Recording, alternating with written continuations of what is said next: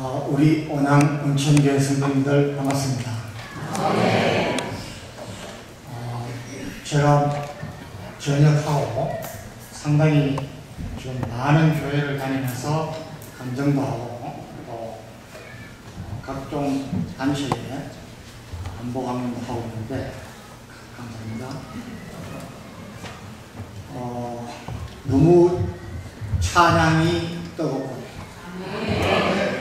제가 또 깜짝 놀란 것이 우리 어린 친구들 왔네요. 오늘 무슨 날입니까? 매 금요일마다 나오세요? 네.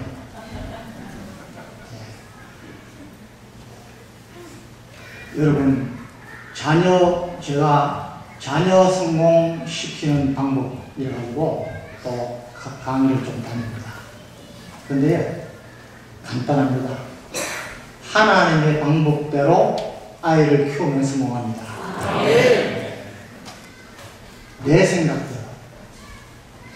내 생각대로 부모의 생각 안에서 아이를 가둬놓고 부모의 욕심대로 자꾸 끌고 가면은 그 아이는 부모의 한계를 벗어나게 됩니다. 우리 자녀들은 하나님이 우리에게 맡기신 선물이에요. 위탁하신 거예요. 그 자녀들을 하나님이 원하는 사람으로 키우는 게 좋은 부분입니다. 저는 평생을 군인으로 살았습니다만 좋은 자녀, 부모에게 효도를 잘 못하는 사람, 나라에 애국하지 않는 사람, 그러면서 하나님을 섬긴다, 참 크리스찬이다, 그럴 수 있을까요? 저는 아니라고 합니다. 당연히 참된 크리스찬, 하나님을 잘 섬기는 분들은 당연히 하나님의 법과 규례와 말씀대로 살면은 그 사람은 나라를 위한 애국자가 되고 부모에게 효도하는 자식이 되고 자녀로부터 존경받는 부모가 되는 것입니다. 여러분도 다 잘 알고 있지만은 우리 한국 교회가 힘을 잃고 어려운 여러 가지 상황 중에 한 가지로서는 일주일 동안은 밖에서의 삶과 주일날 교회로 와서 교회에서 예배드리고 하나님 앞에 하루를 바치는 삶이 전혀 다르다는 겁니다. 삶이 믿음을 따라가지 못할 때 그것은 그렇게 좋지 않습니다. 많은 사람들이 교회에 다니고 있습니다. 그런데 하나님의 축복을 누리는 사람들은 그렇게 많지 않아요. 저는 저와 여러분이 하나님의 참된 자녀라면 우리 하나님의 그 엄청난 능력과 엄청난 창조주이시며 우주를 통제하시고 우리 인간의 생사화복을 주장하시는 나라의 흥망성쇠를 주장하시는 하나님의 영향을 받아서 그 하나님이 주시는 은혜와 축복을 누려야 된다고 하는 사람입니다. 그런데 그렇지 못해요. 잘못이 누구한테 있느냐? 하나님 그렇지 않죠. 우리한테 있습니다. 저는 오늘 사실 아까 공독한 갈라디아서 6장 7절 말씀으로 저와 여러분은 지금 몇 점짜리 인생을 살고 있습니까? 이 말씀으로 좀 여러분들에게 자극을 드리려고 합니다. 보니까 연세 많으신 분도 계시고 이제 우리 초등학생들도 있는데 하나님이 저와 여러분에게 주신 이 세상에서의 기간은 어떤 삶이라야 좋은 삶입니까? 만점은 되지 못하더라도 우등생의 삶을 사느냐 여기에 대해서 사실은 이야기를 하고 싶습니다. 그런데 그 전에 잠깐 여러분한테 지금 나라가 처해 있는 여건이 굉장히 어렵습니다. 아까 우리 찬양을 인도하시는 분들도 그렇고 우리 목사님도 그렇고 지금이야말로 나라를 위해서 우리가 기도해야 됩니다. 지금 나라가 어렵지 않다고 생각하시는 분들은 좀 이상한 분들입니다. 예. 여러분 하나님이 우리나라를 얼마나 축복하시는 것이 저는 여러분 개인이든 어떤 회사든 조직이든 어떤 국가든 역사에 둔감하거나 역사를 공부하지 않으면 절대 그 사람은 그 개인은 그 조직은 그 국가는 성장할 수 없다고 보는 사람입니다. 자, 여러분 우리 어린 친구들 책을 많이 읽어야 돼요. 책 중에 성경을 가장 많이 읽어야 돼요. 그리고 역사에 관심을 가져야 됩니다. 여러분 우리나라는요 10,000년 역사가 되죠. 5,000년 역사입니다. 그런데 외국어로서부터 침략을 받은 게 얼마나 됐는지 아십니까? 900회 이상입니다. 쉽게 얘기하면 매 5년마다 한 번씩 우리가 외침을 받았습니다. 정말 수남의 역사였어요. 멀리 갈 것도 없습니다. 자, 여러분들이 수준을 한번 보겠습니다. 자, 여러분 중국이 우리를 많이 괴롭혔나요? 일본이 많이 괴롭혔나요? 중국 손 들어보십시오. 일본 손 들어보십시오. 큰일 났다. 자, 여러분 보세요. 일본은요 항상 우리보다 뒤진 나라였습니다. 그런데 일본이 우리나라를 괴롭힌 것은 1592년에 임진왜란 나라가 습대같이 그래서 전 나라가 완전히 피폐해졌고 그때 율곡 이성성이 이래서는 안 되겠다. 10만 양병설 10만 명의 군대를 키워야겠다 했는데 그것도 또 지키지도 못했어요. 그때나 지금이나 우리 정치인들은 나라가 먹는 게 없는 겁니다. 자기 배불리 먹는 왕복을 했었지. 신하도 했어요. 그대로 후성서울 보내다가 딱 5년 후에 1597년에 정유재랑 또 맞았습니다. 요 10년이죠. 5년. 그리고 일제 36년입니다. 그러면 50년이 채 안 돼요. 우리나라를 괴롭힌 게. 여러분 중국은 5,000년 내내 괴롭혔어요. 네. 자, 중국이 우리한테 훨씬 더 위협적이고 우리를 괴롭힌 나라예요.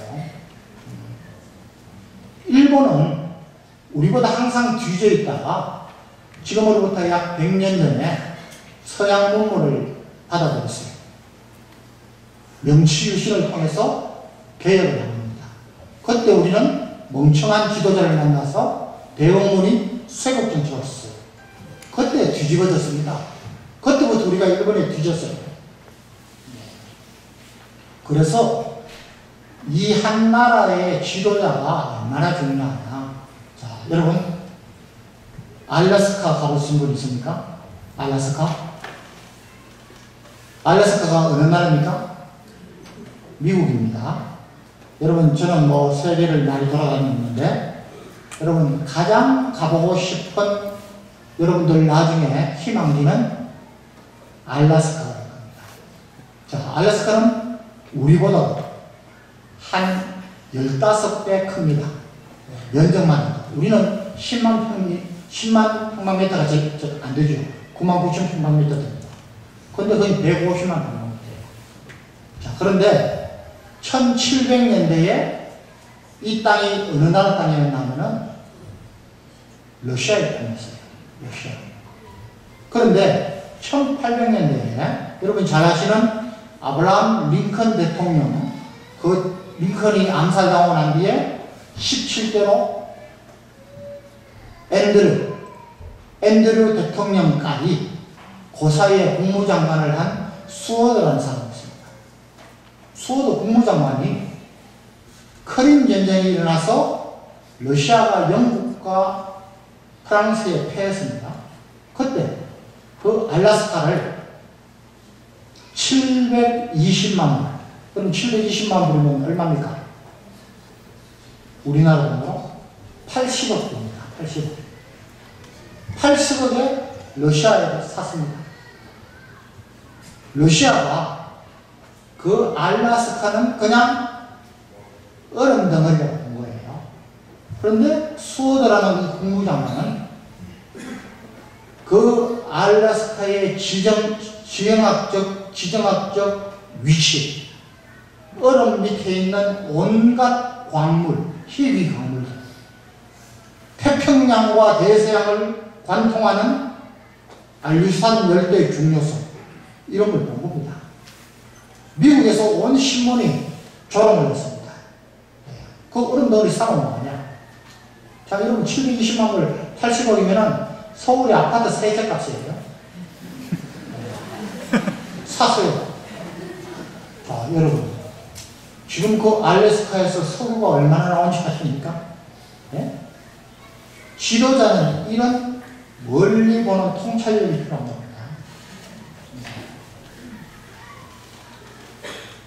우리 성경에 보면은 선지자, 예언자들이 많이 나오시죠. 네. 하나님으로부터 지혜를 받아서 민족의 미래를 예언하고 하나님의 말씀을 전달합니다. 저는 우리 지도자들이 그런 지도자들이 했으면 좋겠어요. 자, 여러분, 그런데 우리나라에도 그런 지도자들이 있었습니다. 여러분, 저는 역사적인 것을 이야기하는 겁니다. 이미 몇십 년이 지난 뒤에 전 세계가 인정하는 그런 일입니다. 자, 여러분, 이승만 대통령. 여러분, 1945년과 48년 해방이 돼가지고 나라를 건국할 때, 그때는 우리 민족 지도자들이 거의가 공산주의자 아니면 사회주의자였습니다. 그대로 있었으면요, 우리는 그냥 지금 북한처럼 삽니다. 그런데 난데없이 하나님이 이승만이라는 사람을 예비를 하셨어요. 이승만 대통령이 자유민주주의 국가로 우리를 세웠어요. 그래서 우리가 지금 북한하고 다르게 사는 겁니다. 그 사람이 이승만 대통령의 통찰력 때문에 우리가 지금 세계 10위권의 발전을 하고 있는 겁니다. 자, 여러분, 우리나라가 지금 아까 5천년 역사에 900회 이상의 외침을 받았다고 했습니다. 그런데 6.25 끝나고 난 뒤에 1953년에 휴전되고 난 뒤에 지금 2019년입니다. 약 70년 동안 처음으로 전쟁이 없었어요. 그렇죠? 예. 여기 계신 어르신들, 예. 저도 제가 저 국민학교 초등학교 때 굶고 다녔어요. 예. 굶고 다녔어요. 우리가 배고프지 않게 먹을 때가 60년대예요. 정말 이런 짧은 시간, 전쟁의 잿더미에서 이렇게 경제적으로 성장하고 산업화를 이루고 거기에 또 민주주의 국가 중에서도 제대로 된 민주주의를 실현한 나라는 전 세계에 우리나라 딱 하나입니다. 이거는 제가 이야기하는 게 아니고 전 세계의 모든 사람이 인정하는 겁니다. 거기에 가장 큰 역할을 한 분이 이승만 대통령이 우리를 자유민주주의 국가로 건국을 했고, 그 다음에 우리가 전쟁 없이 70년을 버틸 수 있었던 것은 우리도 잘 했지만, 여러분, 미국이 한미 동맹이 있었기 때문에 그럽니다. 자, 여러분, 지금 전 세계를 보세요. 미국하고 친한 나라는 다 선진국입니다. 미국하고 맞서는 나라는 다 가난하고 못 사는 나라예요. 역사가 중요해요. 자, 여러분, 공산주의가 1940년대에 막 팽창했습니다. 그때 여러분들 역사책을 보시면 유라시아족이 굴겠습니다. 25개국 정도가 공산주의가 됐습니다. 지금 공산주의 몇 개국 남아있습니까? 다 망했습니다. 딱 5개국 남아있습니다. 쿠바, 라오스, 중국, 베트남, 북한. 자, 이 중에 중국은 경제는 공산주의 아닙니다. 공산주의는 저렇게 밥 먹고 못 삽니다. 경제는 자본주의예요. 민주주의예요. 베트남 많이 가보셨죠? 베트남도 지금은 공산주의라고 할 수도 없어요. 북한, 이거는 뭐 공산주의도 아닙니다. 이거는 완전히 이상한 놈들이에요. 쿠바, 미국 가장 가까이 있으면서 세계에서 가장 못 사는 나라예요. 공산주의는 망했다는 것이 지금 21세기의 결과예요. 자, 그런데 왜 우리나라에는 이런 공산주의와 사회주의를 신봉하고 하는 사람들이 많이 좀 있습니다. 오늘 그 얘기를 잠깐 드리고 자, 본론 들어가겠습니다. 자, 여러분 수준을 한번 보겠습니다. 몇 년 전부터 사드 얘기 많이 들으셨죠? 네. 사드가 뭐냐? 이제 아시거든요. 네. 자, 사드가 필요하다. 우리나라에 필요하다 순서로. 예. 필요 없다. 여러분, 사드는 말이죠. 지금 우리가 북한이 핵과 미사일을 가지고 우리를 위협합니다. 그렇죠? 네. 미사일을 쏩니다. 그 미사일의 탄두에다가 핵을 달면 핵탄두입니다. 자, 북한이 쏴서 미국까지 날아갑니다. 한 25분 걸립니다. 미국과 일본, 이스라엘 이런 데는 다 보고 있습니다. 정보를 주니까. 쏘기 전부터 보고 있습니다. 그러면은 쐈다면은 뭐 쏘기 전에도 공격할 수 있습니다. 쐈다. 그러면 중간에 2번, 3번 정도 요격을 할 수 있습니다. 거의 다 잡아냅니다. 사실은. 자, 그런데 북한이 미사일을 쐈습니다. 우리 온천에는 쏘지 않을 것 같아요. 내가 보니까. 제가 부산에서 뭐 수십 개 교회를 제가 간주했는데 부산은 서울과 마찬가지로 제일 먼저 얻어받을 수 있는 데입니다. 왜? 우리 위기 시에 미군들이 들어오는 겁니다. 자, 부산까지 가는데 몇 분 걸릴까요? 5분 정도 걸립니다. 5분 정도. 우리도 보고 있습니다. 그래서 쐈어요. 그런데 우리가 지금 갖고 있는 요격 시스템은 패트리어트 시스템이라고 사거리가 20km밖에 안 됩니다. 그런데 쏜 걸 보고 날아옵니다. 보고 있어요. 사거리가 안 되니까 못 쏴요. 마지막 떨어지기 직전에 20km 되돌아오면 쏩니다. 자, 그러면은 10발이 날아갔다. 우리가 7, 8발 탔습니다. 그런데 한두 발이 떨어집니다. 자, 그런데 그 한두 발에 핵 탄두를 실은 핵 미사일과 그거 하나 떨어지면요, 부산 시민들의 절반이 죽거나 병신됩니다. 자, 사드라는 건 뭐냐? 사거리가 40에서 150km입니다. 자, 그러니까 북한이 쏘는 걸 우리가 보고 있어요. 쐈어요. 150부터 쏠 수 있습니다. 쏘습니다. 7, 8발 잡았어요. 한두 발이 계속 날아옵니다. 그러면 사거리 20km인 패트리어트 갖고 쏩니다.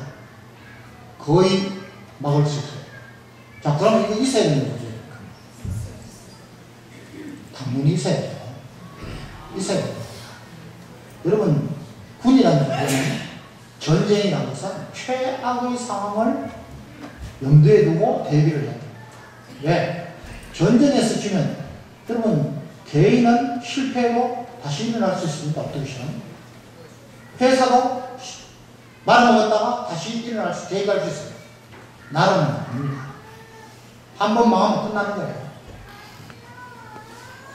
그런데 이 사드가 우리 보고 살아난 것도 아니고 미국이 미군들 보호하고 자기들 시민을 보호하고 그러면 또 그게 우리 국민들 보호하는 거예요. 갖다 놓겠다는데도 이 야단을 지금 몇 년째 하고 있어요. 여러분 이 이해가 가십니까? 자, 핵에 대해서 좀 이야기하겠습니다. 여러분 북한하고 우리하고 전쟁을 하면 어떻게 될까요? 무조건 이긴다. 우리가 손 들어주시오. 무조건 이긴다. 목사님 한 번밖에 안 계시네.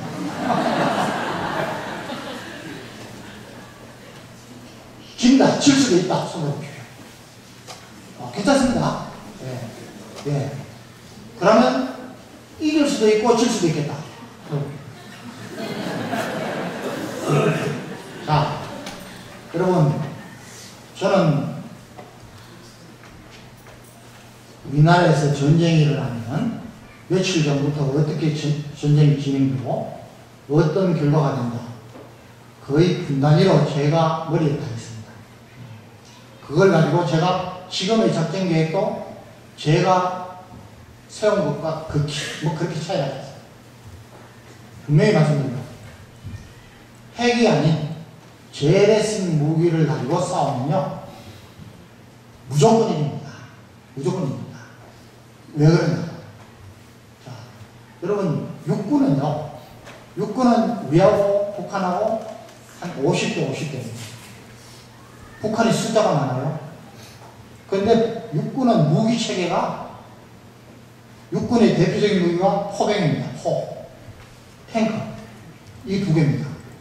이 성능이 그렇게 크지 않아요. 얼마나 빨리 쏠 수 있는가, 얼마나 정확하게 쏠 수 있는가, 분당 몇 발 쏠 수 있는가, 이 정도입니다. 그래서 북한이 우리보다 병력을 많이 가지고 있고 하지만은 무기도 많지만은 우리가 무기 체계가 월등합니다. 그리고 탄약만 해도 북한은 돈이 없어요. 그러니까 북한이 갖고 있는 탄약은 거의가 보통 탄약입니다. 여러분들 아마 여기만 계셔도 직격탄 맞아도 그렇게 피해 없어요. 그런데 우리는 한 발에 몇십억짜리 갖고 있습니다. 북한이 땅가 저 밑에 몇십 미터 밑에 있어도 그냥 쏙 때립니다. 이열 차이. 자, 그런데 여러분 공군은 몇 대 몇 대인가요? 100대 0입니다. 자, 여러분 2차 세계대전 이후에 공군이 우세하지 않으면 절대 전쟁을 못합니다. 우리가 공군력이 우세해요. 북한이 최신 얘기가 뭐냐면은 미그 29입니다. 몇 대이냐면은 한 10대 정도 있습니다. 제가 뭐 정확한 말씀 못 드리는데 돈이 없어요. 근데 그 북한의 최신 얘기는 지금 우리 주력기가 뭡니까? F-15입니다. 고전이 뭡니까? KF-16입니다. 여러분 기종 하나 바꾸는데 30년, 40년 걸립니다. 최근에 바꿨어요. 그런데 북한의 10대 정도밖에 안 되는 미국이가 우리 KF-16 140대 정도에 따로 이렇게 합니다. 그래서 100대 0이 납니다. 전쟁이 일어나면 북한의 공군은 우리 영공에 한 대도 못 들어옵니다. 그리고 한 2, 3일이면 다 끝납니다. 해군 한 7대 3 정도로 우리가 유리합니다. 그래서 전쟁을 하면은 무조건입니다. 그런데 요즘은 무기 체계가 위력이 강합니다. 그래서 전쟁이 일어났다면 피해가 심한 겁니다. 그래서 전쟁을 안 일으켜야 돼요. 북한이 제정신이면 절대 전쟁을 못합니다. 저는 워낙 엉터리 같은 놈들이니까. 자, 북한이 재래식 전쟁은 이제 안 된다고 하니까 하나 남은 게 뭐 있습니까? 핵입니다. 북한이 핵을 포기하겠습니까? 절대 안 합니다. 왜 그러냐?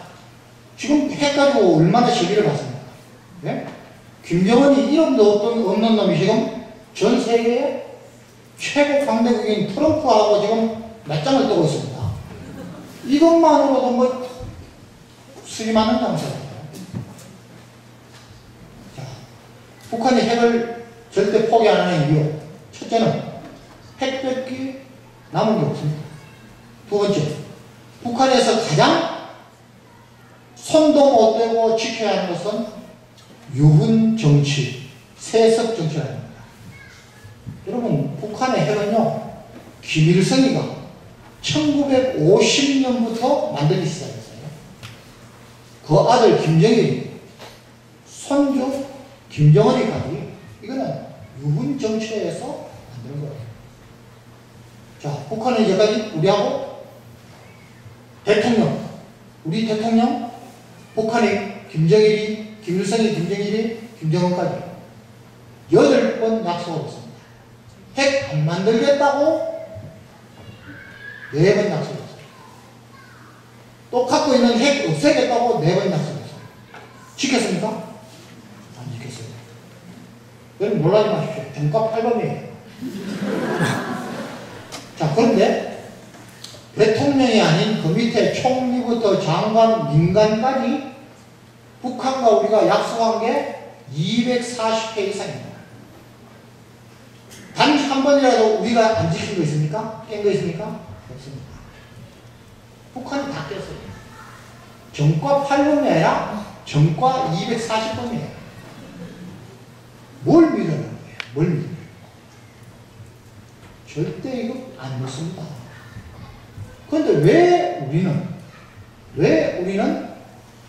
거기에 자꾸 우리가 더 핵을 가지지 못하도록 이미 만들어 놓은 핵 폐기하도록 우리가 해야 되는데 우리는 뒷전이에요. 저는요, 여기 어르신들 많지만 저와 여러분들은 하나님 부르시면 가면 됩니다. 저 친구들, 내 손주들, 이런 부담을 안고 이런 불안을 안고 살아야 됩니다. 정말 기도할 때 한 가지만 얘기하겠습니다. 여러분, 통일을 원하시고 어떤 통일을 원하십니까? 공산주의로 통일돼도 됩니까? 정신 바짝 차려야 됩니다. 자, 여러분, 1973년에 파리 평화협정 여러분 기억나실 겁니다. 미국하고 월맹이 파리에서 평화협정을 맺었습니다.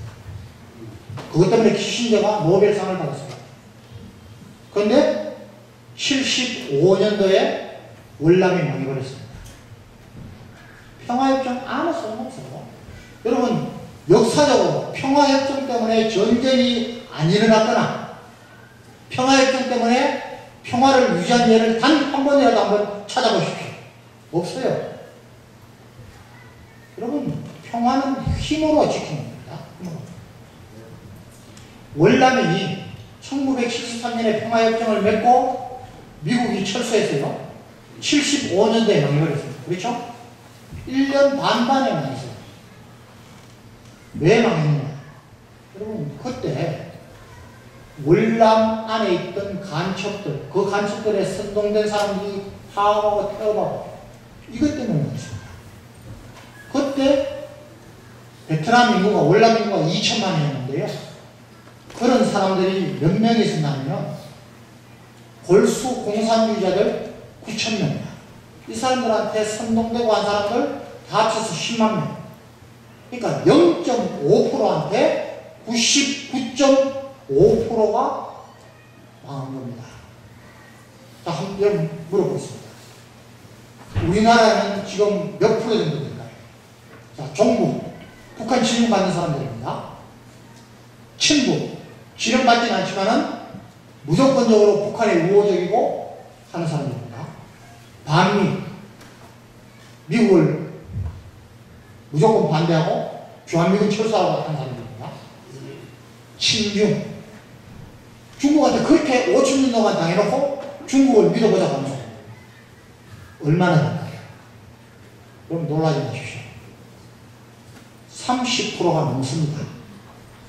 30%. 여러분 기억나십니까? 킬링필드 아십니까? 민주 캄보치아. 먼 일도 아니에요. 불과 40년 전 이야기입니다. 1971년부터 75년 사이에 민주 캄보치아라고 khmer 우정이 공산군이 그날을 장악했습니다. 그런데요, 그 4년 동안 국민의 3분의 1을 죽여버렸습니다. 그 무덤이 발견된 게 킬링필드예요. 해골 바가지를 모아놓은 게 2만 개소 이상이 발견됐어요. 여러분 지금이라도 가서 오늘 인터넷에 쳐보십시오. 킬링필드 쳐보세요. 여러분 공산주의자들이 군인들 제일 먼저 죽였습니다. 종교, 성녀들, 신부들 죽였습니다. 그 다음에 인텔이 어떻게 구분했느냐? 안경 끼면 인텔이라고 죽였습니다. 여 안경 빨리 노안 수술하시고 저처럼 안경 끼지 마시기 바랍니다. 영어 조금 하는 사람들 다 죽였어요. 공산주의는 무서운 겁니다. 자, 여러분 제가 생각하는 통일은 어떤 통일입니까? 북한의 김정은 정권이 빨리 망해야 됩니다. 네? 김정은이가 망하고 북한에 김정은보다는 조금 나이고한 정권이 들어선 거예요. 그래서 국제사회의 문제를 일으키지 않고 우리 도움을 받아서 자기들 인민들을 괴롭히지 않고 독재하지 않고 경제성장을 하는 겁니다. 여러분 통일은 잘 사는 우리와 못 사는 북한이 합쳐지는 거예요. 평균점을 찾는 거예요. 자, 여러분들 통일되면 지금 그냥 생각해도 지금 세금의 2배, 3배 내야 됩니다. 좋아할 거 아니에요. 자, 북한의 김정은 정권이 빨리 무너져서 우리 북한 동포들이 좀 더 자유롭게 살면서 경제활동을 하고 해서 북한이, 우리는 지금 3만 불입니다. 북한이 지금 1000불이 안 되지 않습니까? 북한이 최소한 10,000불, 20,000불 올라왔을 때 통일이 돼도 극심한 부의전에 시달립니다. 여러분 동독, 서독 통일 교훈을 잘 살펴보시고, 여러분 동독, 동서독이 통일 1990년도에 했습니다. 근데 통일 준비를 언제부터 했느냐? 1971년부터 했습니다. 19년 동안 준비했어요. 제가 그 연구를 많이 했어요. 독일이, 서독이, 잘 사는 서독이 못 사는 동독에 돈을 얼마나 지원했는지 아십니까? 19년 동안에 약 20억 불 지원했습니다. 우리 돈으로 한 22조 정도입니다. 네. 그런데 그 돈을 그러니까 1년에 한 2천억 정도씩 준 거예요. 2천억 원씩 주면서 단서적을 붙였습니다.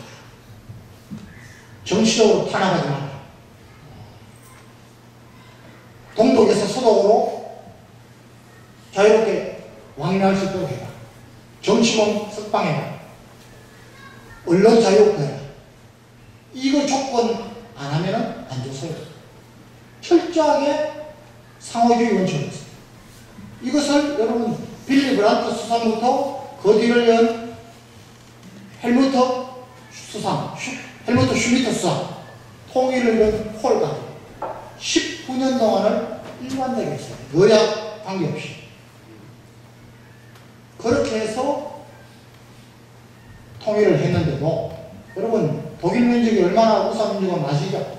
1차 세계대전, 2차 세계대전을 해서 패전했는데도 올랐습니다. 미래에 대한 준비가 굉장한 민족이에요. 그럼에도 불구하고 1990년에 통일되고 지금 후유증에 시달리고 있습니다. 아직까지 30년이 지났는데 독일은 지금 유럽에서 1등 국가가 아닙니다. 자, 그거하고 비교하면 우리 어떻습니까? 지금 당장 통일돼요? 아마 상상하기 힘듭니다. 상상하기. 여러분 김정은이를 도와주는 것은 통일을 빨리 따는 게 아닙니다.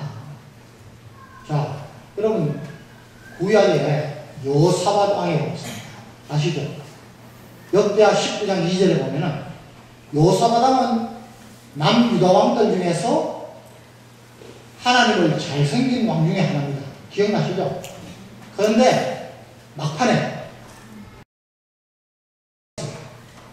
아합 왕한테 속아가지고 꾀에 빠져가지고 아합의 벌이는 전쟁에 참여했다가 자기는 구살성으로 변장해가지고 부끄럽게 구살성으로 돌아오고 아합은 죽었어요.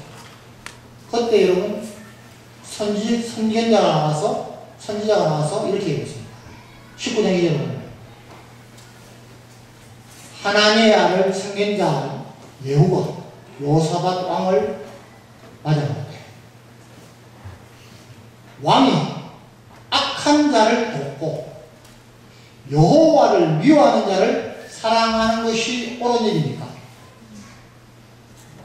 여호와께로부터 진노가 있는 것입니다. 자, 여러분, 여호사밧 왕은 하나님을 잘 섬긴 왕이었는데 불구하고 악한 자를 도왔습니다. 여러분, 김정은이는 악한 놈이에요. 예? 우리가 도울 대상은 김정은이가 아니고 북한 동포들입니다. 김정은이를 도와주면은 김정은이 체제가 오래되면 오래될수록 우리 북한 동포들은 기관총에 죽고 폭발물에 죽고 찢어져 죽고 탄광에서 죽는 거예요. 그놈은 도와주면 안 되는 겁니다. 여러분, 공산주의는 하나님을 미워하는 사람들이에요. 공산주의자들에서 제일 박해를 받는 게 기독교예요. 공산주의는 유물론입니다. 우리 무신론이에요. 여러분, 무턱대놓고 도와주는 게 아닙니다. 제가 바라는 통일은, 제가 기도하는 통일은 북한의 김정은이를 하루빨리 죽여야 돼요. 저는 하나님의 방법대로 김정은이를 제거해줄 것을 매일 기도하고 있습니다.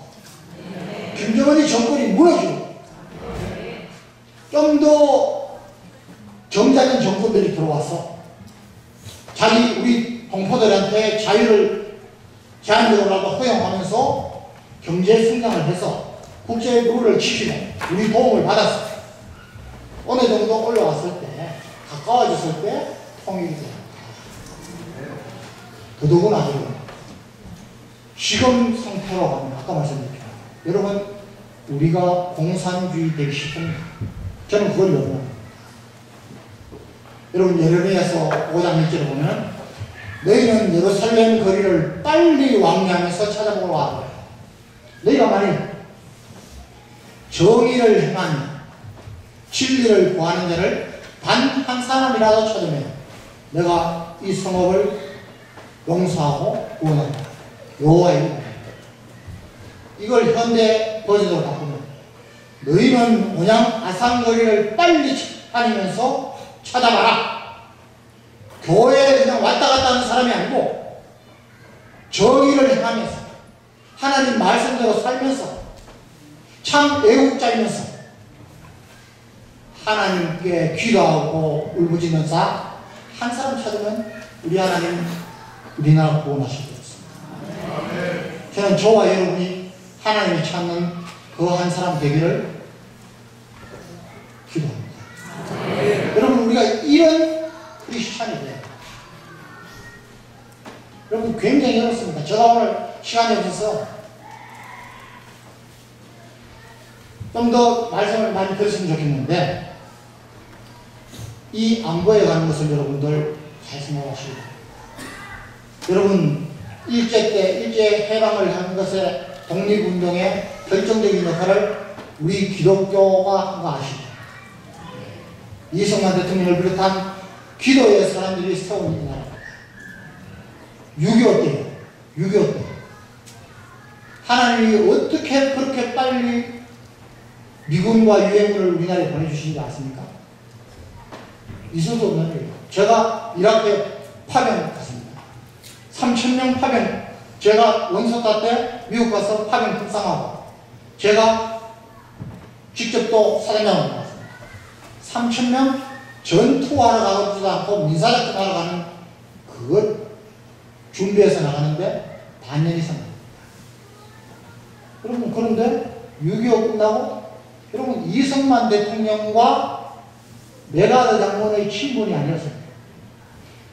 유엔에서 소련 대사가 무슨 이유인지 아직도 밝히지 않았지만 참석해서 거부권을 행사했더라면 우리는 지금 북한처럼 살고 있는 겁니다. 그럼 우리의 기도를 하나님이 들어주십니다. 자, 지금 전 세계에서 여러분, 우리 젊은이들 우리나라를 해외조선이라고, 우리나라가요 여러분 영토는 아까 말했지만 10만 평방미터가 안 돼요. 세계에서 103입니다. 일본이 우리보다 영토가 몇 배 많은지 아십니까? 4배 큽니다. 중국에 우리보다 170배, 미국이 한 100배 됩니다. 그런데 우리가 지금 경제 영토는 세계 3위입니다. 여러분, 경제 영토가 뭔지 아십니까? 우리하고 자유무역협정을 맺은 FTA 맺은 국가 46개 국가의 GDP를 다 합치면은 우리가 세계 3위예요. 우리가 이렇게 잘 사는 나라입니다. 여러분, 우리가 G20 세계에서 잘 사는 나라 20개 국가 중에 10위권이에요. 인구는 5천만을 조금 넘습니다. 네? 우리 세계 500대 기업 중에 우리 기업이 16개 들어가 있습니다. 세계 12위예요. 일본이 우리보다 한 3배 됩니다. 여러분, 3050 클럽 인구 5천만이 넘으면서 GNP 3만 불을 넘는 나라. 우리가 작년에 세계에서 7번째로 들어갔습니다. 얼마나 자랑스러운 나라입니까? 얼마나 잘 사는 나라입니까? 우리 군사력도 세계의 7위권이에요. 세계 수출 품목 중에 1등 하는 게 우리가 한 55개예요. 12위권입니다. 여러분, 일본은 한 150개예요. 저 얄밉죠. 근데 일본이 잘하는 거예요. 여러분, 우리가 일본을 이기려면 실력으로 해야 됩니다. 감정으로 하는 거예요. 네? 그리고 여러분, 제가 제일 염려하는 것은 여러분, 우리가 이렇게 하다가요 미국이 우리를 떠납니다. 자, 미국 입장에서 일본과 우리나라 전략적 가치나 여러 가지를 보면 어디를 택하겠습니까? 여러분, 일본 택합니다. 네? 지금 일본은 세계 경제 3위, 군사력 6위, 이렇게 해도 지금 아주 미국에 찰싹붙어 있어요. 일본은 뭐 계산이 없습니까? 아니에요. 여러분, 말씀드렸지 않습니까? 세계 20개 국가 잘 사는 나라 중에 미국하고 친한 나라가 18개 국가입니다. 미국하고 좀 그래도 대척점에 있는 나라는 중국, 러시아밖에 없습니다. 여러분, 미국이요, 저는 미국 갈 때마다 하나님이 도대체 미국을 얼마나 축복하셨는지 입이 쩍쩍 보입니다. 여러분, 우리가 큰 것을 볼 줄, 멀리 볼 줄, 그리고 하나님 앞에 우리가 참된 크리스찬으로서 호소하고 하나님이 저와 여러분을 보시고, 그래, 너 때문에 대한민국 내가 농사한다, 대한민국 살려준다, 이런 말씀이 나오도록 그런 크리스찬이 되어야 될 게 있습니다. 자, 제가 이제 여러분, 이게 본론입니다. 저는 끝나는 시간은 절대 넘기지 않습니다. 지금부터 중요합니다. 제가 묻겠습니다. 여러분 중에 세상적인 기준으로 볼 때 나는 90점짜리 이상의 인생을 살고 있다. 손 한번 보십시오. 잘 감이 안 됐습니까? 자, 여기 계신 우리 남성분들, 저와 여러분은 내 아내한테 몇 점짜리 남깁니까? 90점짜리 이상은 손들어 보십시오. 제가 국내외적으로 수백 개 교회를 다니면서 그래도 이렇게 용감하게 손드는 사람 없습니다. 다 겸손하셨어요.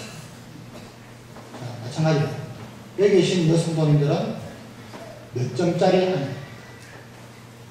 또 저와 여러분은 우리 부모님한테 몇 점짜리 자녀입니까? 한번 생각해 보시기 바랍니다. 자, 또 저와 여러분은 우리 자녀한테 몇 점짜리 부모입니까? 좀 더 심각하게 들어가면 저와 여러분은 교회에서 몇 점짜리 장로입니까? 집사입니까? 권사입니까? 교사입니까? 네.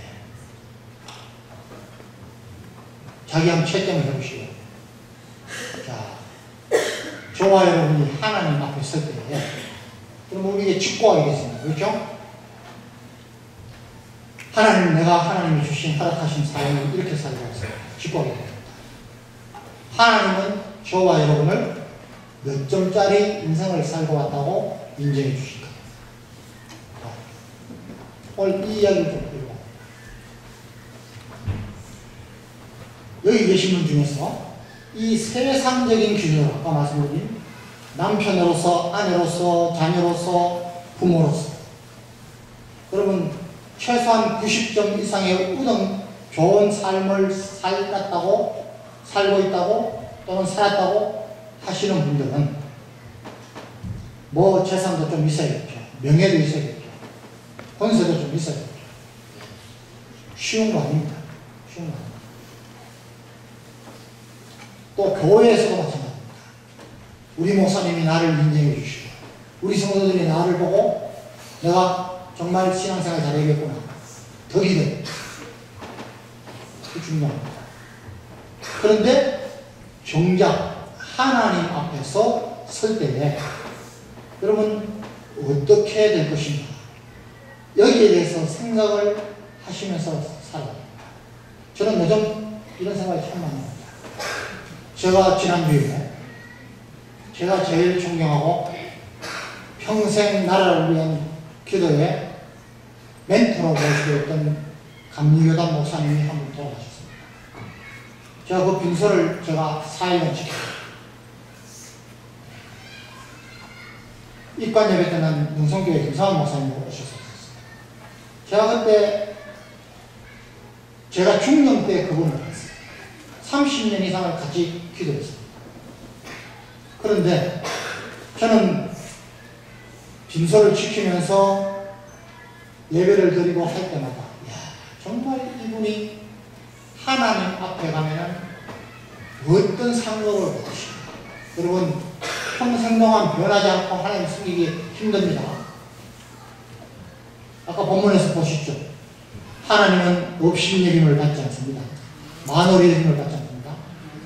하나님을 속일 수가 없습니다. 사람이 자기가 행한 대로 하나님 앞에 직구하게 됐습니다. 저하고 가장 가까운 사람이 제가 중년 때 기도를 하다가 하나님의 천국을 보여주셨어요. 그래서 저한테 이야기를 하는데 천국 갔더니 내가 알던 목사님, 교회 사람들, 친구들 받은 거예요. 그런데 천국의 모습이 어떤 분은 머리에 관을 쓰고 있는데요. 휘황찬란한 보석을 쓰고 있더랍니다. 그리고 어떤 분은 보석이 몇 개 없어요. 어떤 분은 보석은 없이 관만 쓰고 있더랍니다. 그런데 많은 사람들이 관도 없이 맨대가리로 다니고 있더랍니다. 자, 저는 그때 중년 때입니다.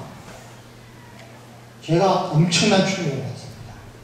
자, 저와 여러분은 예수를 구주로 영접하는 순간 세례받고 구주로 고백하는 순간 우리 공로하고 관계없이 구원받습니다. 그러나 하늘나라의 상급은 다릅니다. 다니엘서 12장 3절에 보면 많은 사람을 옳은 대로 돌아가게 하면서 하늘의 별과 같이 빛나는 것입니다. 요한계시록에 보면 내가 생명의 면류관을 죽도록 충성한 사람에게 주게 되었습니다. 나는 그 환상이 항상 머리를 떠나지 않습니다. 정말 천국 가서 정말 맨대가리로 부끄럽게 숨어다니까요. 저는 그때부터 사실은 하나님께 상급을 받아야겠구나. 여기 아직 목말라 하고 있습니다. 자, 아까 여러분들한테 여러분 어떤 삶을 지금까지 살고 계십니까? 만약에 여러분들이 90점 이상의 세상적인 기준으로의 삶을 사시면서 정말 잘 산다 하더라도 하나님이 채점하는 점수가 없다면 그분은 지금부터라도 빨리 하나님의 상급을 바라보면서 삶의 우선순위를 바꿔야 됩니다. 여러분 중에 애석하게도 나는 지금까지 50점, 60점 인생을 살았다. 고달팠다.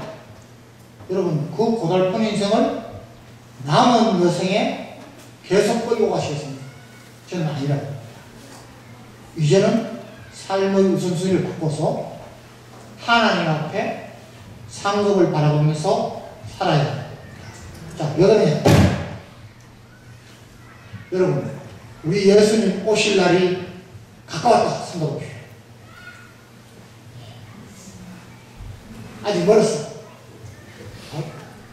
너 왜 가까운 거야? 꼬마. 예수님 오실 날이 가까워? 너 결혼하기 전에 와도 좋아? 응? 자, 여러분, 제가 좀 충격적인 이야기를 마태복음 24장 14절에 보면 예수님이 이런 말씀을 하셨습니다. 이 천국 복음이 모든 종족에게 전거되기 위하여 전파되니 그제야 끝이 오리라. 자, 이거 예수님이 언제 하신 말씀입니까? 십자가에 못 박히시기 직전에 제자들이 물었습니다. 세상 끝날이 언제 있겠습니까? 예수님이 직접 하신 말씀이에요. 어떻게 하면 예수님 오시겠다고요? 천국 복음이 모든 종족에게 전파됩니다. 종족이 받아들이면 됩니다. 자, 그러면 여러분 궁금하지 않습니까? 전 세계에 몇 개 종족이나 있을까요? 그러면 종족이라는 뭡니까? 종족, 민족.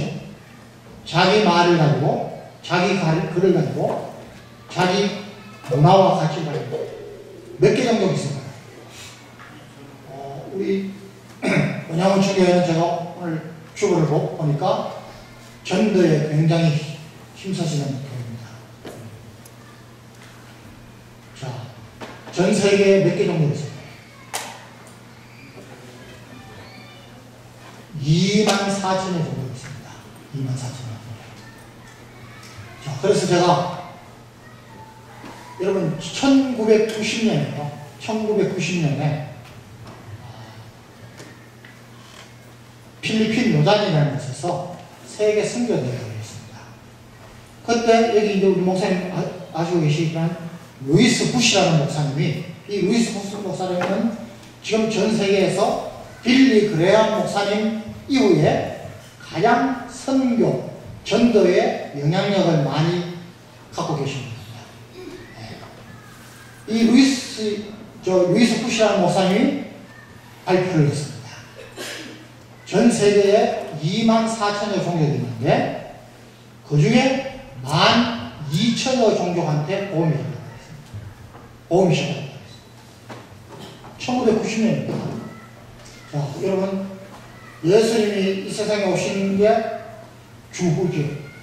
거의 1990년이니까 2000년 동안 전 세계 24,000여 종족 가운데 반인 12,000여 종족한테 복음이 들어갑니다. 자, 그런데 제가 2005년도에 일사단장을 했습니다. 크리스마스가 돼가지고 제가 교회 나오는 병사들한테 좀 교육을 하기 위해서 자료를 좀 찾았더니 2005년이니까 1990년에서 15년이 지난 남은 12,000여 종족 가운데 복음이 전파되는 게 어떻게 되어 있냐면 반을 훌쩍 넘어서 7,000여 종족한테 복음이 들어갔어요. 얼마 남았어요? 5,000여 종족 남았죠? 잘 안 놀라시네. 좀 놀라주셔야 됩니다. 자, 여러분 생각을 해보십시오. 거의 2,000년 동안에 12,000여 종족한테 반한테 들어갔습니다. 그런데 어떻게 불과 15년 동안에 남은 12,000여 종족 가운데 7,000여 종족한테 복음이 들어갔습니다. 깜짝 놀랐습니다. 자, 그런데요. 제가 2015년, 딱 10년 뒤입니다. 15년. 제가 막 이제 국내외로 간증 다니면서 2015년에 제가 우리 한국 교단에서 나온 데이터를 들었습니다. 여러분, 그냥 인터넷 쳐보십시오. 2015년 기준으로 해서 남은 5,000여 종족 가운데 얼마나 들어갔을까? 교단마다 조금씩 다릅니다. 그런데 4,000여 종족한테 보험이 들어오고 이제 남은 종족은 1,000여 종족이 채 안 돼요. 자, 아까 1990년간 그 다음에 15년간 10년간 추세선을 보면은 이제 남은 1,000여 종족한테 보험이 전파되려면 얼마나 남았을까? 저는 깜짝 놀랐습니다. 깜짝 놀랐습니다. 자, 성경은 왜 이렇게 말씀하십니다? 25장에 보면은 그 뒤에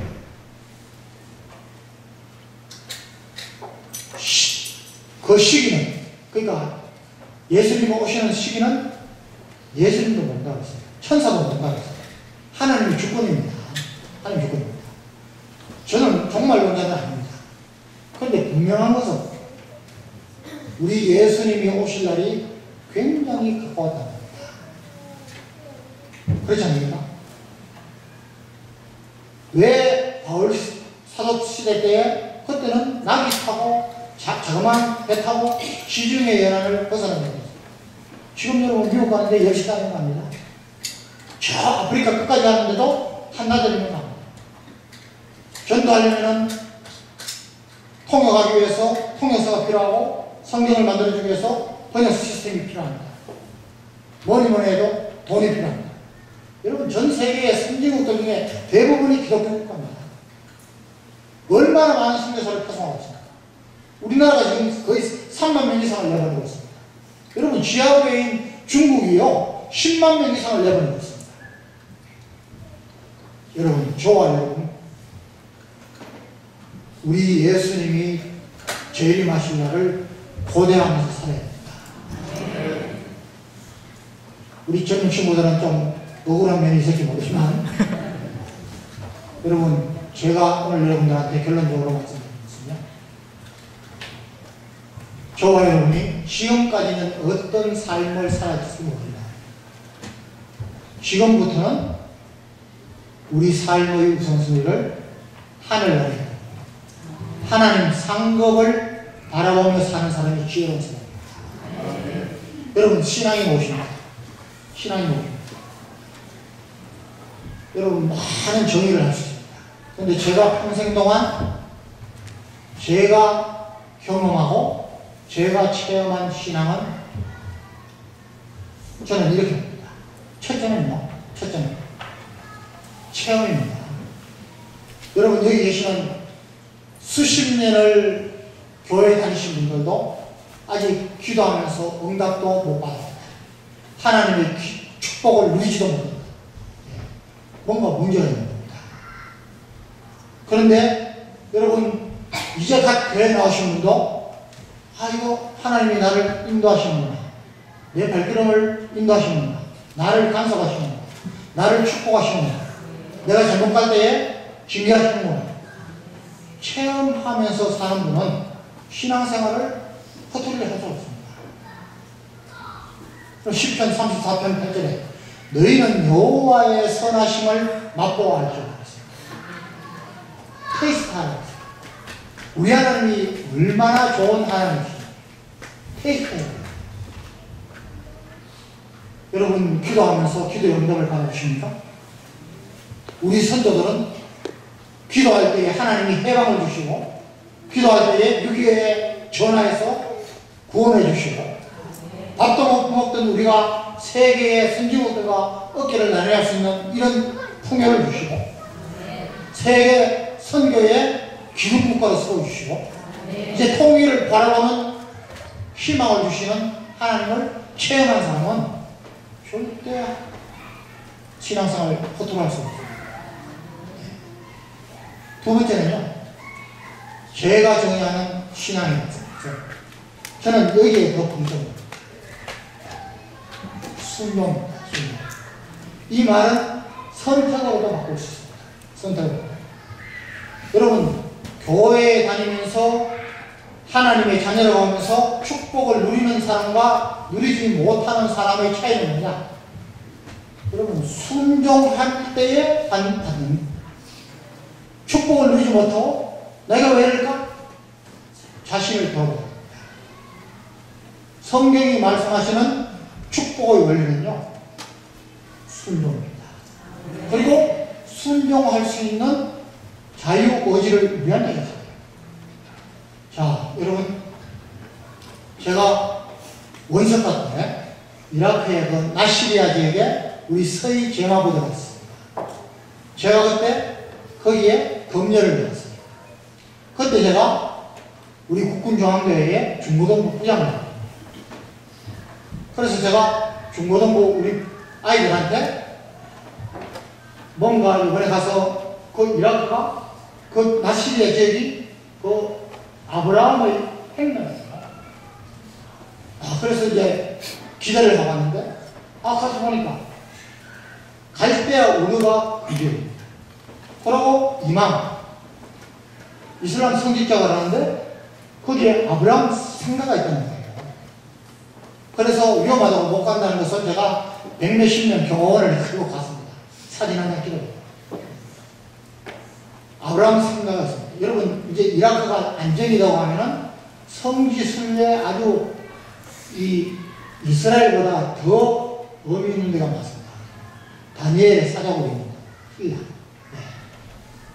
바벨, 다니. 자, 그런데 제가 가서 보니까 아브라함이 생각나요. 지금 저의 수준으로, 그 당시 수준으로 봐도 집터가 엄청나게 큰 겁니다. 그리고 집안에 우물이 두 개가 있어요. 우물.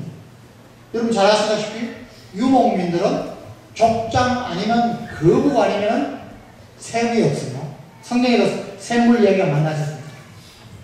그래서 제가 아브라함이 이렇게 여기서 터를 잡고 유목민이 했는데 잘 살고 있는데, 여러분 창세기 12장에 보면 너는 너희 본토 친척 아비집을 떠났어. 내가 지시할 때 한번 가라. 여러분 내가 가진 거 없으면 갈 수 있습니다. 근데 힘들었겠다. 그런데 어떻게 주저없이 갔을까?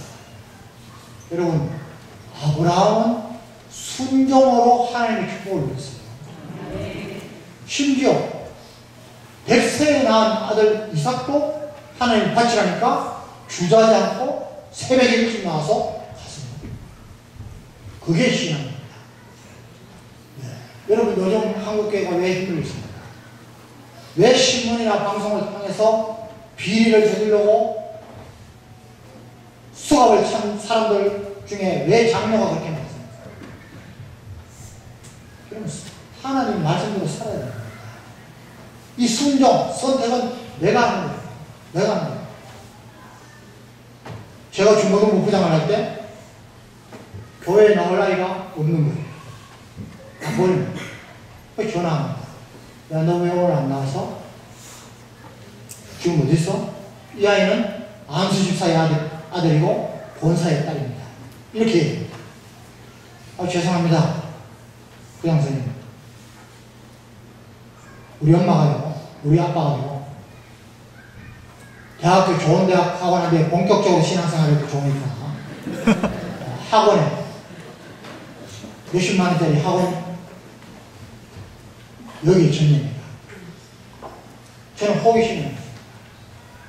제가 거기 있다가 사단장 나왔다가 다시 국군영학에 갑니다. 국방부는 연합사에 근무하면 거기 가니까 저는 꼭 확인합니다. 그 친구 어떻게 됩니까? 여러분 어떻게 되겠습니까? 좋은 대학이요? 우한 덩어리. 나이 40이 넘는데 결혼도 못하고 쓰죠. 우한 덩어리. 여러분, 내 아이의 영적인 것을 가르치는 주일학교 교사, 중고등부 교사, 교회 교사를 학원 강사보다도 못하게 여기는 그 사람? 여러분, 부모가 우리 자녀를 위해서 해줄 수 있는 일은 첫째는 귀하는 것이고 둘째는 가르치는 겁니다. 여러분, 말로는 못 가르칩니다. 삶을 통해서 가르치죠. 부모가 성수주의를 잘하고 하나님 달성이면 자녀들은 그대로 따라옵니다. 여러분, 우리 1976년도에 한국 교회가 성도들이 1200만 명이었습니다. 여러분, 1200만 성도가 76년이면 지금 40년, 50년이 지났지 않습니까? 다른데 전도할 필요 없어요. 내 자녀들만 제대로 믿음으로 양육했으면 이 아이를 결혼해가지고 아이를 놓으면 최소한 2,400만, 최소한 3,000만 돼야 되는데 왜 지금 700만, 800만입니까? 여러분, 자녀들 믿음으로 양육하는 사람들이 너무나 많습니다. 제가 연대장 사단장한테 저녁할 때 아이들 저녁식 먹었습니다. 차 한잔 들면서 그 아이에 대해서 이렇게 제가 새벽기도부터 빠진 그게 없는데 한 번도 못 본 놈이에요. 근데 보니까 아버지가 장로고 심지어 목사님이 됐어요. 어? 너 목사님 아들이냐? 너 왜 교회 한 번도 안 나왔어? 저는 우리 아버지가 믿는 그런 요소 안 믿습니다. 저 충격받았어요. 여러분, 제가 보기에 50점짜리 인생도 아닌 못한 그 부모가 자기 생각대로 자꾸 아이들을 몰아가면요, 그 아이는 잘 될 리가 없습니다. 하나님께 맡기세요. 하나님의 방법대로 하셔야 돼요. 여러분, 선택을 잘하셔야 됩니다. 순종하셔야 돼요. 여러분, 저는 평생을 두고 이것만큼은 내가 하나님 앞에 바쳐야 된다. 지켜야 된다. 하는 게 있습니다. 첫째는 성수주의입니다. 주일만큼은 정말 여러분, 예배의 성공자가 되는 것, 이것보다 중요한 거 있습니다. 여러분, 성경은 예배에 성공한 사람들이 어떤 복을 받고 예배에 실패한 사람이 어떻게 축복을 누리지 못하냐 기록합니다. 여러분, 구약시대에는 예배를 소홀히 하면 죽였습니다. 돌로 죽였습니다. 여러분, 주일 성수. 저는 지금도 평생을 주일날에는 여러분, 저는 고신입니다. 고신. 밥을 사 먹은 적도 없습니다. 돈을 안 썼어요. 잘할 때는 주일날 공부도 안 했습니다. 저는 주일날 지금도 결혼식장, 장례식장 아예 안 합니다. 주일날은 그냥 교회에 있었습니다. 교회에 있습니다. 하나님입니다. 어떻게 보면 일주일을 주일 예배를 드리기 위해서 준비하는 거예요. 삶 자체가 예배가 돼요. 그런 사람 축복 안 주시겠습니까? 여러분, 자녀 성공시키시려고 하셨습니까? 예배의 성공자가 되도록 양보하십시오. 그러면 틀림없습니다. 여러분, 제가 군대생활 36년 했습니다. 생도생활. 이사를 42번 했습니다.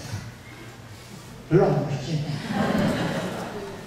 우리 아이들이 초등학교만 4번, 5번 공부했습니다. 그런데요, 저는 우리 아이들한테 예배에 성공해라, 성경 읽히고. 여러분, 우리나라 잘 살게 된 게 80년대 후반부터입니다. 돈 없어서 학원 한 번도 안 갔습니다. 지금 제가 아들만 둘인데 두 아이 다 미국에 있습니다. 자기 분야에서 다 탁월했어요. 하나님이 그냥 해주시고. 두 번째는 여러분 11조 떼어먹으면서 축복받을 생각하면 안 됩니다. 여러분 아브라함이 이삭을 아낌없이 주저없이 하나님한테 드릴 때 뭐 하나님이 12정이십니까? 이삭 잡아먹게? 천사가 급하게 말리면서 네가 100세 난 네 독자 아들도 아끼지 않으니까 얘야 네가 나를 경외하는 줄 내가 인정을 해. 열국의 아들이 되었습니다. 여러분 가장 귀한 것을 드리는 게 11조입니다. 여러분 세금 띄고 뭐 띄고 저는 인간 하면서부터 그때 제가 기억하는데 봉급이 73,000원이었습니다. 7,300원 11조 하기가 뭐해서 저는 10,000원을 냈습니다. 그 다음에 나라에 잘 살고 제가 계급이 올라갈수록 10만원 단위를 끊었습니다. 그 다음에 100만원 단위를 끊었습니다. 왜? 혹시 하나님 것도 드리죠. 여러분 시간의 11조가 7,000원입니다. 하루에 7시간 세상 일을 하기 전에 세상 사람들하고 대화를 하기 전에 하나님하고 대화를 하시고 하나님하고 시간을 가지십시오. 이게 시간의 11조입니다. 주일날 온전하게 한번 지켜주십시오. 여러분 저는 지금까지 평생에 한 번도 제가 노래방을 안 갔습니다. 저는 골프 한 번 나가면 떨려다니기 싫어서 주일 지키기 위해서 현역일 때 골프를 아예 안 배웠습니다. 여러분 저는 쳐다들 주시면 하나님께 바치겠습니다. 지금 제 쳐다들은 목사입니다. 여러분 11조를 철저히 하십시오. 아브라함 링컨, 카네기, 우리 이랜더, 박순철 회장 11조 해서 성공한 분들의 이야기는 끝도 없이 많습니다. 아이들한테 11조 하는 버릇을 어릴 때부터 길러주십시오. 그리고 여러분 기도하십시오. 말씀 보십시오. 여러분 성경을 읽어야 됩니다. 성경 읽어야 됩니다. 저는 군에서 성경을 읽을 때마다 하나 처음에 서서 하나님 이 성경 며칠부터 읽습니다. 이 성경 읽고 난 뒤에는 내가 전도한 사람, 신앙생활 잘 못하는 사람, 저 사람 줍니다. 적습니다. 매일 아침 출근해서 30분 정도는 부하들 못 들어오게 하고 기도하고 성경 읽습니다. 그 성경 다 보면은 사인을 해가지고 내가 좋아하는 상급자, 동료, 부하들한테 줍니다. 내가 정말 당신 존경합니다. 그런데 예수 믿어 보십시오. 제가 계급이 높이지니까 효과가 아주 좋아요. 제가 군단장 할 때 기무부대장, 헌병대장 이 꼴통들도 보여놨습니다. 저는 그렇게 성경으로 전도한 사람들이 성경 읽고 준 게 군에서만 150분을 훨씬. 저는 지금 성경을 거의 다 외웁니다. 여러분 성경을 읽어보면요 지혜가 있습니다. 우리 아이들 어릴 때부터 신약 성경 읽으면 3만원 읽어가면 구약 성경 읽어가면 5만원 초등학교 때부터 읽혔습니다. 기도해야 됩니다. 그리고 저와 여러분이 하나님의 축복을 받아야 할 이유 오늘의 결론입니다. 전도하기 합니다. 오늘 이게 와서 제가 제일 한 게 2021년에 2021명을 예배를 드립니다. 안 믿는 사람 불신자를 전도해서 성교자, 전도자 하나님의 축복을 누리는 거예요. 하늘나라의 상급을 바라보면서 사시는 것이 축복을 누리는 방법입니다. 자, 저와 여러분 정말 귀한 만남입니다. 저는 사실 세상적인 기준을 보더라도 저는 90점이 아니라 95점짜리 이상의 삶을 살고 있습니다. 하나님이 그렇게 인도해 주실 거예요. 제가 군에서 어떻게 좋은 중요한 직책에 가고 어떻게 진급을 하고 제가 이거 간증만 해도 하룻밤에도 다 합니다. 저는 하나님이 저를 얼마나 안고 다니시는가. 감출 때도 감추시고 보호하시고. 자, 그런데 왜 그러냐.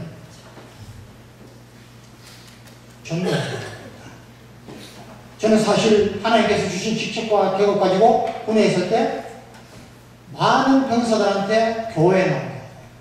교회를 채워내는 일이 있었습니다. 그리고 제가 하나님이 별 4개는 안 주셨지만 저는 감사하면서 제가 전역하기 전에 하나님 앞에 기도했습니다. 제 2의 인생은 하나님이 저한테 허락하지 않으신 나머지 별로 아니에요. 하나님께 올인하겠습니다. 하나님 별 하나 받고 싶습니다.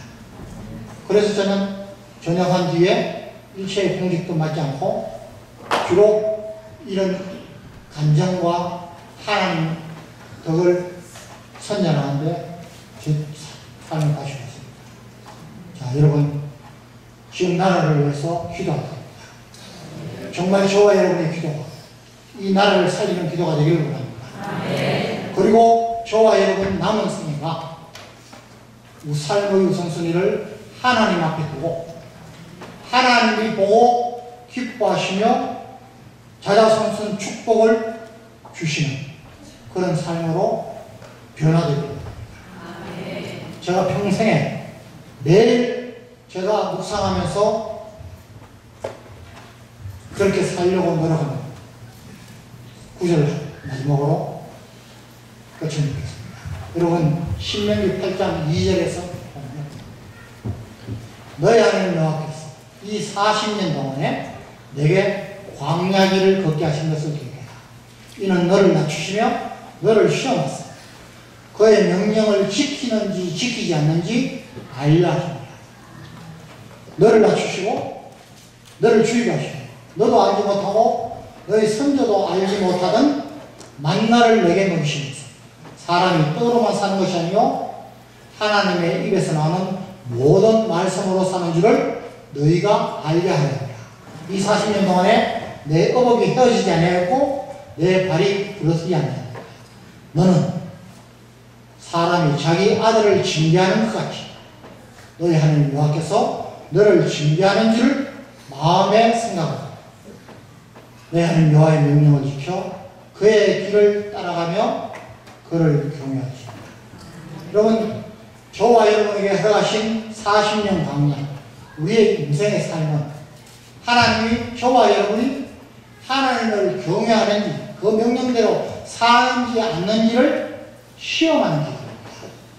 이 시험에 패스하면 합격하면 하나님은 하늘나라의 상급으로 이 세상의 축복으로 여러분들을 이 단순한 논리, 이 간단한 원리를 잊어버리지 마시고 이제 이 은양 은총교회가 우리 아산, 은양 또는 충청남도를 넘어서 대한민국의 복음의 전쟁기지가 됩니다. 저와 여러분이 기도합니다. 하나님의 방법대로 휴전선이 무너져서 전쟁 없이 우리 북한 동포들을 우리가 가서 복음으로 정복하고 저 북한에 있는 모든 김일성 우상의 단들을 회파하고 거기에 하나님의 성전을 세웁니다. 전 세계의 모든 종족에 우리 예수님 오시는 날까지 복음을 전하는 귀한 전도자의 사명을 감당할 수 있도록 저도 여기서 기도하겠습니다. 할렐루야. 하나님 아버지 감사합니다. 이것은 우리 귀한 하나님의 전도 하나님 축복하여 주옵소서. 우리 은양원총회가 참으로 이 은양 아산을 정복하고 하나님이여 남한을 북한을 전 세계를 누비면서 하나님의 일당백의 용사들 되게 하여 주옵소서. 우리 하나님 하늘나라의 상급을 가득 안고 너 빨리 오너라 환영하는 그 모습을 버려가면서 삶의 우선순위를 하나님 앞에 두고 충성하는 저와 우리 모든 성도님들 되게 하여 주옵소서. 또 우리나라 어려운 관계 있습니다. 하나님이여, 하나님이 구원하지 않으시면, 하나님이 용서하지 않으시면 우리가 어찌 살 수 있겠습니까? 이 날을 축복하여 주옵소서. 한국 교회가 변하게 하여 주옵소서. 우리가 먼저 오늘 하나님 앞에 무릎 꿇고 기도하게 하시고, 하나님 우리 북한 동포들도 빨리 해방시켜 주시옵소서. 그리고 축복하여 주옵소서. 감사드리고 예수님 받들어 기도했습니다.